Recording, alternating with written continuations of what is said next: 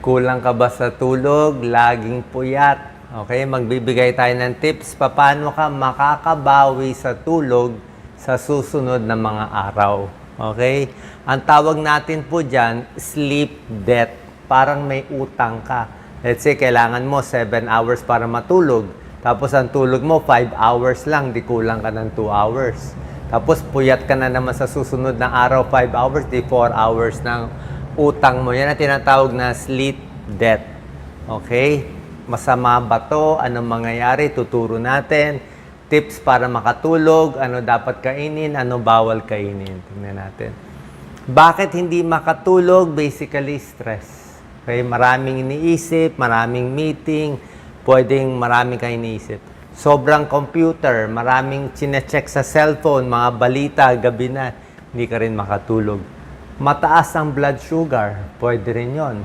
May diabetes, may nararamdaman, may GERD ka, hindi ka makatulog, may palpitasyon, may heart problem, mataas yung blood pressure, masama pakiramdam, hindi makatulog.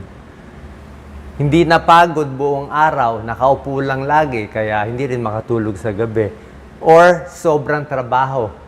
Hanggang gabi, nagtatrabaho pa, isip ka ng isip. So, sobra kang obsessed dun sa project, workaholic, hindi rin makatulog. Ano danger ng sleep debt? Tulad na sinabi ko, pag kulang sa tulog, mas mataas ang tsansa ng heart attack, ng stroke, ayan, no? Tataas din yung blood pressure, pati yung blood sugar, mapapansin nyo. Bakit mas mataas ang blood sugar pag puyat? Pati yung blood pressure, mataas. Pati heart rate, mas bumibilis yung heart rate. Tapos pag sa umaga, makita mo, unsteady ka, parang matutumba, wala sa concentration, wala sa mood, mas mainit ang ulo at minsan mas mabilis pa mag-panic. Mas mabilis mag-anxiety kasi nga puyat eh. Tumataba pa kasi nga kain ng kain, puyat ka. Kaya dapat inom na lang ng maraming tubig. Kasi binabawi ng katawan yung puyat sa pagkain. Maraming pag-aaral yan, no? Pag kulang ka sa tulog, edad 30 to 40 years old, pag tumanda ka, mahina ang memory. Yung iba, maaga nagkaka-Alzheimer's, nagkaka-ulyanin, nagkaka-dementia. So, may sleep debt, kailangan babawiin natin. Tuturo ko sa inyo. May pag-aaral, yung puyat lagi, yung laging nighttime shift, pwedeng tumaas yung risk for cancer. Actually, isang malaking pag-aaral, breast cancer risk sa kababaihan sa mga night shift workers. Kaya sabi ko nga, siguro hanggang 30, 40 years old, pwede kayong mag-night shift. Pero kung 45 na, 50 na, wag na siguro night shift. Baka hindi na kaya ng katawan eh. Hindi malinaw ang explanation pero merong correlation yung puyat sa siguro nahihirapan yung katawan. Possible. Diba? Isa pa, tumataas yung blood pressure, tumataas yung heart rate. Sabi ko sa inyo, dementia, higher risk pag puyat. So, ano nangyayari? Mahina concentration, laging pagod, ayan, no? Hindi ka makafocus, mas nagva-vertigo, yung pagkain mo, hindi gumaganda, walang energy, hindi ka makatrabaho, hindi ka makaaral, hindi ka makaperform. Irritable kasi puyat. So, paano tayo babawi? Tawag dito, repaying the sleep debt, di ba? So, babawi tayo pag tulog mo sa gabi, basically doon. So, dapat i-ready mo na maaga ka makakauwi, maaga ka makakatulog, maganda yung environment, di ba? Meron ka ng bedtime na maayos, wala ng computer. Tapos sa kape, actually ang secret nila sa coffee, pwede ka daw mag-coffee konti. Kung pampagising lang. Pero hanggang tanghali lang siguro. Pero kung hapon na, gabi na, huwag ka na magkape, hindi ka na makakatulog. Ano ba? Pets, kalagang aso at pusa, huwag mo na ilagay sa kwarto, hindi ka makakatulog. So, ganito gagawin natin para makarecover. Hihiga ka ng mas maaga. Kung ang tulog mo normally is 10 o'clock ng gabi, gawin mong 9 o'clock o 8:30, higa ka na. 30 minutes to 1 hour earlier. Try mo ibawi. Tapos yung gising mo, try mo i-late konti ng mga 30 minutes. So, hindi mo kailangan bawiin yung 4 hours na nawala sa'yo. Basta mas maaga lang yung tulog, mas late lang yung gising, pwede na yan. Pwede ka mag-siesta, short naps. Kagabi, puyat ako, marami ako iniisip, 5 hours lang tulog ko. Ginawa ko, binawi ko sa umaga, nakatulog siguro mga 20 minutes, higa-higa. Ngayong hapon, nakatulog siguro ako 5 minutes, 10 minutes, konting higa, mga 30 minutes. So, short nap, short rest para makabawi, para magawa ko tong video. So, adjust lang yung schedule. Ayan. Pero, wag mo pilitin ihabol.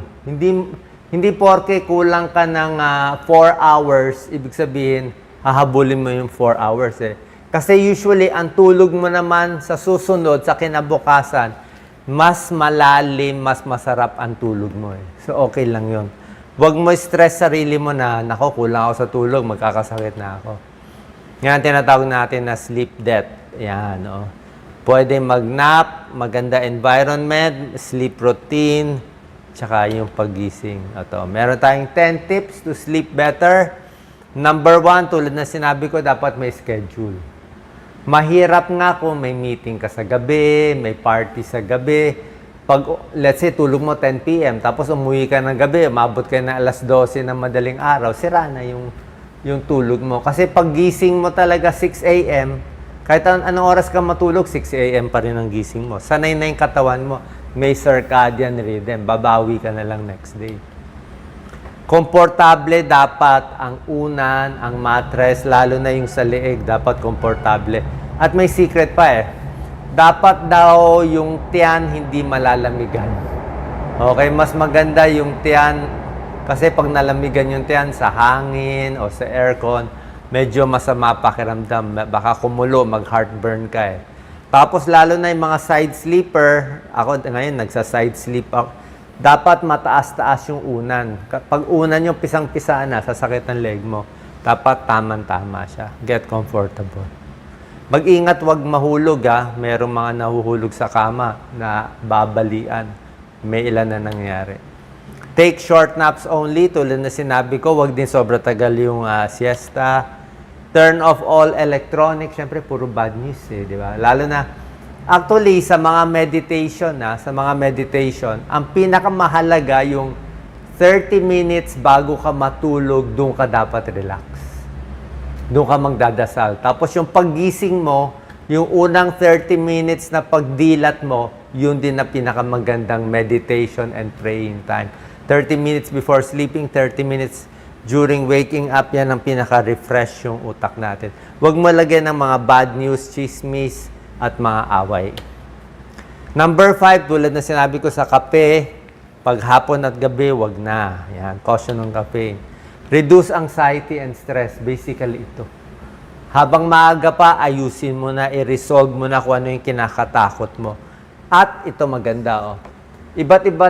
Iba't ibang parte sa mundo, meron silang technique para makatulog. Maraming countries, so US, India, ginagamit nila relaxing music. So, yung mga instrumental, magandang music, yun ang pinakamagandang pampatulog.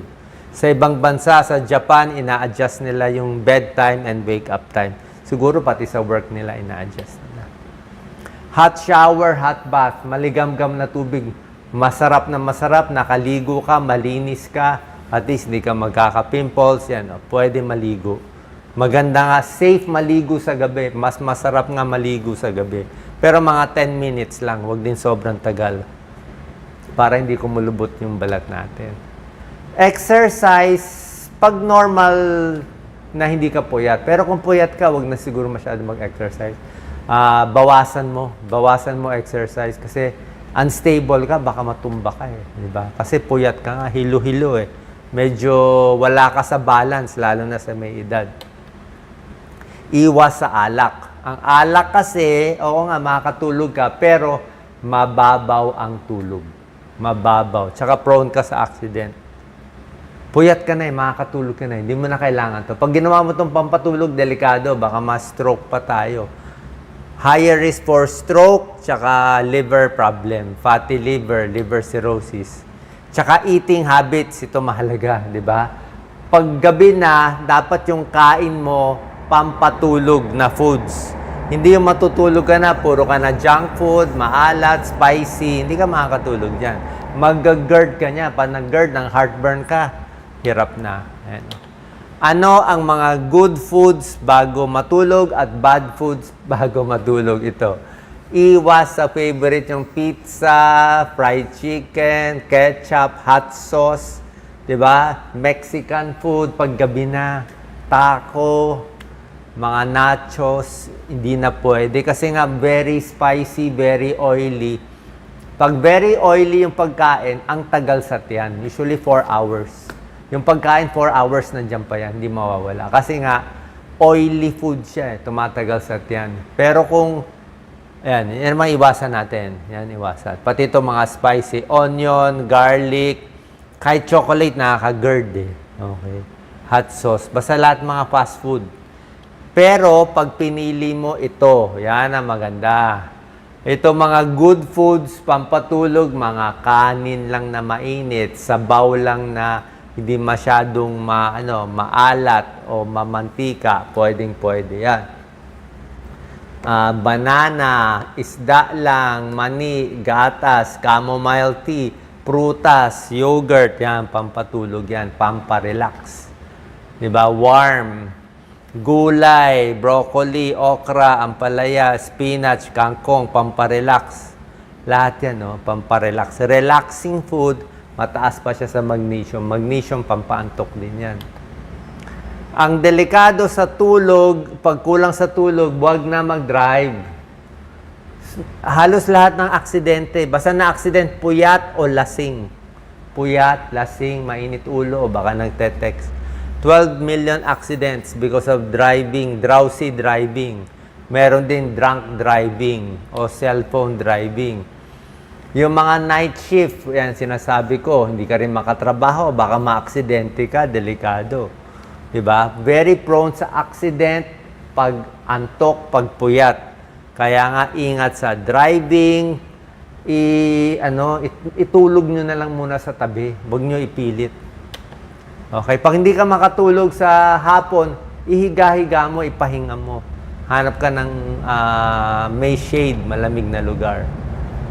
Anong supplement po pwede? Okay, hanggang chamomile tea lang, itong mga iba, hanggang melatonin pwede. Ang pinaka-safe, melatonin, parang natural lang siya, wala naman kaso dito, bukod sa mga gulay. Pwede nyo i-try. Sa iba, effective. Sa iba, hindi ganun ka-effective. Ako, hindi ko gano'n tinitake. Mas okay na ako dito sa pamparelax na tips. Pero iba, kung gusto uminom hanggang melatonin, I think wala namang problem dyan. Sa mga doktor, like kami, pag humihingi ng pasyente, bibigay ako ng sleeping pills. Mga Dormicum, mga Midazolam, pampatulog. Kaya lang, hindi rin maganda tong mga sleeping pills kasi masyadong malakas din eh. Para kang groggy. Groggy ka. Tapos, para kang lasing. Tapos, hindi mo rin pwede inumin araw-araw. Itong sleeping pills, pag uminom ka ng 5 araw sunod-sunod, pagdating ng 4th day, 5th day, wala na epekto. Dependent ka na. So, hindi rin maganda. So, hanggang ganito na lang. Ayusin na lang kung ano iniisip mo. Yan, melatonin, hanggang doon na lang tayo. Last slide. Relaxation, hotbed. Wag na masyado mag-electronics, di ba? Mas maganda walang relos eh. Ako ayoko tinitingnan yung time na, gising ka ba? 11 p.m. Nahayaan mo lang siya. Dapat relax lang dyan. Avoid caffeine, avoid alcohol before bedtime. Okay, sana po nakatulong to para ma-relax ang isip, makabawi tayo sa tulog. God bless.